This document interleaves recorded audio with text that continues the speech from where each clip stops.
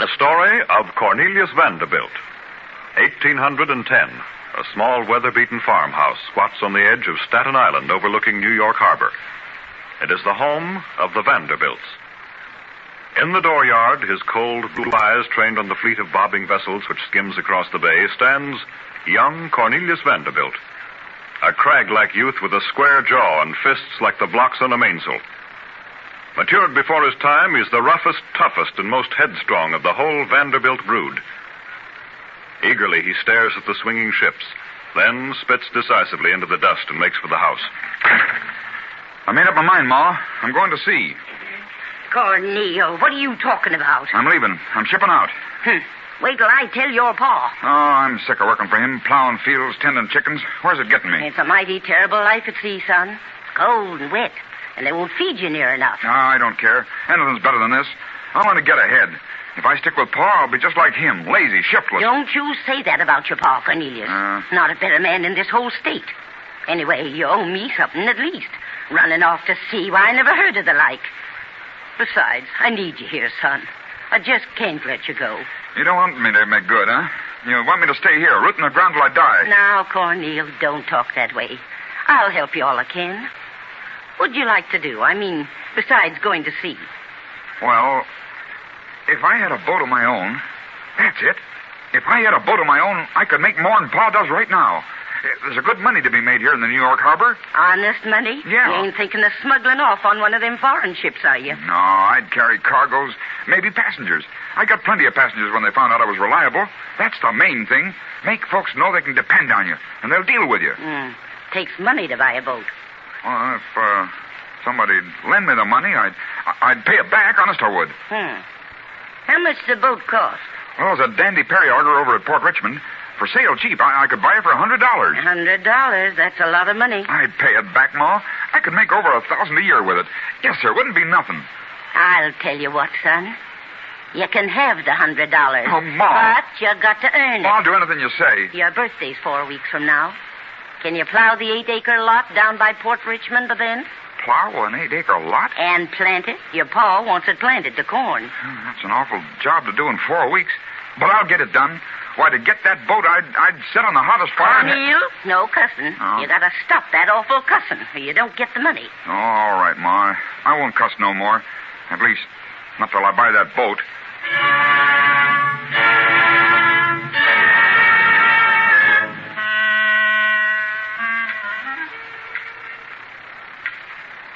I'm right proud of you, Cornel.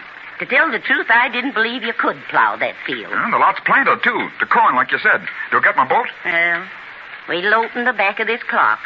That's where I keep the family money, inside the clock. I always wondered what you were so touchy about that darn timepiece for.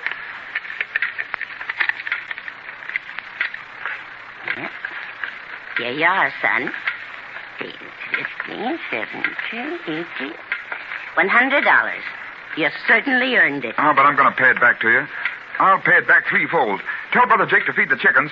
I'm going down and buy that boat right now. Don't wait dinner on me. He's sure a hard-headed young'un, that Cornel. Nobody can down him. Nobody.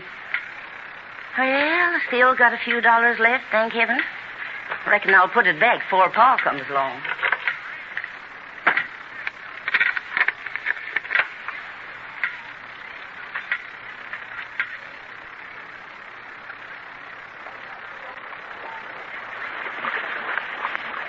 Haul on that crew rope, Jake. I got it.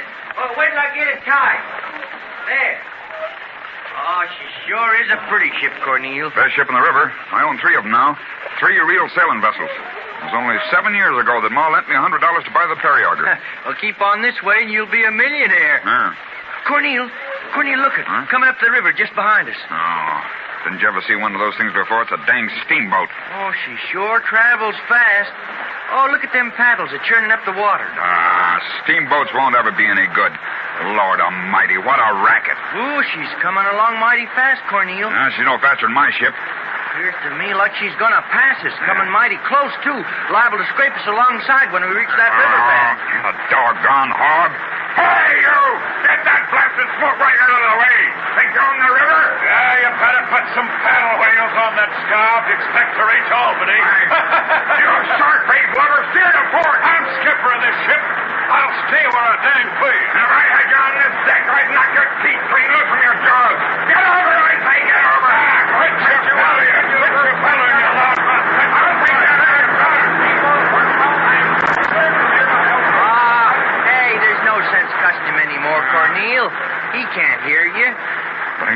steamboats run an honest man off the river. Well, she sure passed us up quick. Yeah. Rotten, noisy contraption. You know, someday I wouldn't be surprised to see nothing but steamboats on this river. You sticking up for 'em, are you?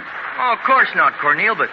Well, I was thinking, if you had a steamboat... Me have a steamboat. Me have a steamboat. Jake, you're crazy.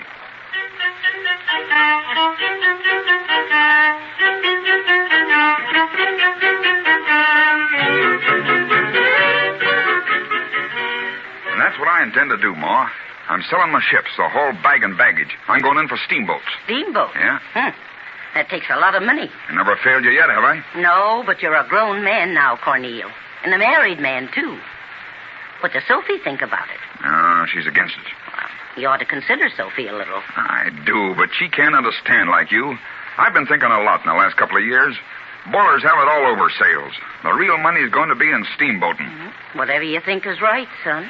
But I come to you first, Ma, because I want you to believe in me. I don't care what the rest of them say, but you've got to believe in me. I do believe in you, boy. You'll be the biggest steamboat man in the business. You just watch. I'll make some real money this time. There won't be anybody bigger than Vanderbilt.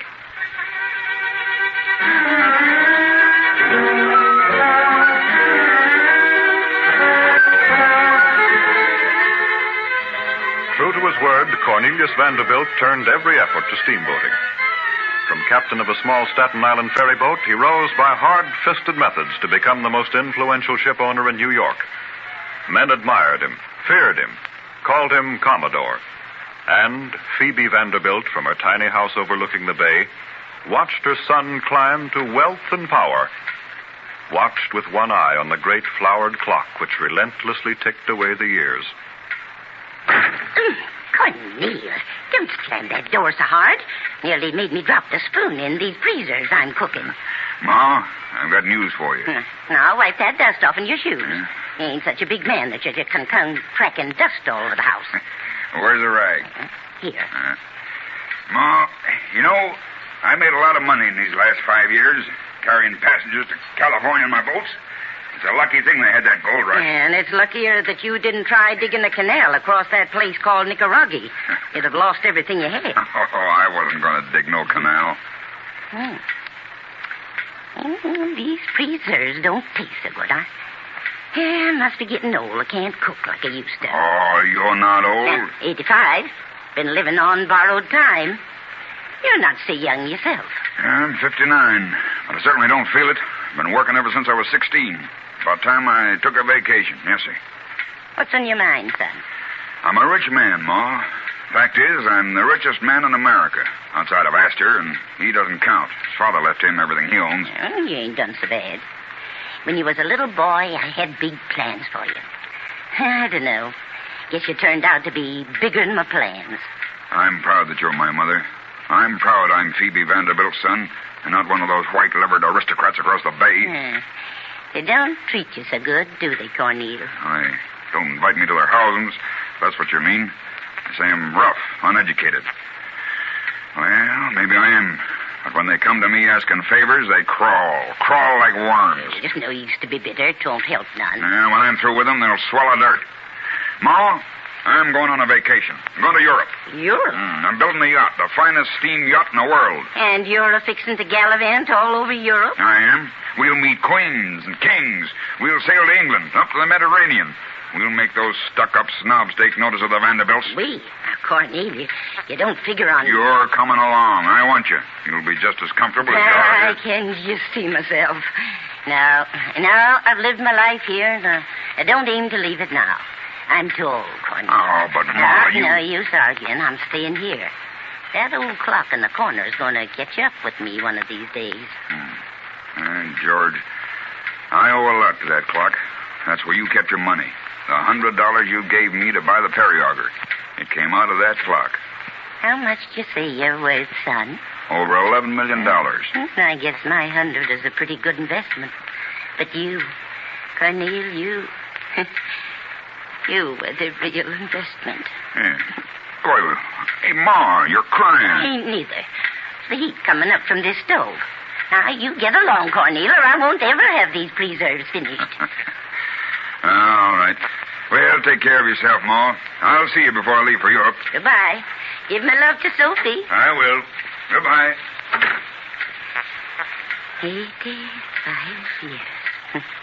You've been ticking for a long time in that corner. And I suppose you'll keep on a-ticking after I'm gone. All those millions, they come out of that clock. Life's certainly funny. It's almost too much for an old woman like me to figure out.